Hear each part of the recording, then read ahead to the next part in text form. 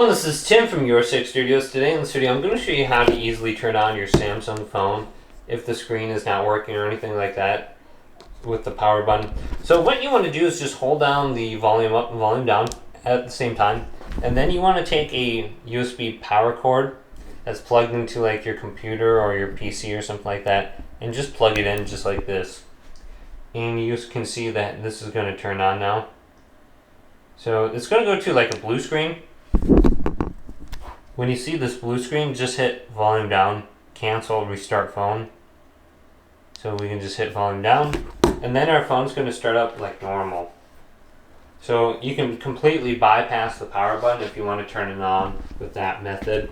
Now this doesn't work with every Android phone, but some of them might have some sort of combination of volume up and volume down, and then plugging in a cable for your power.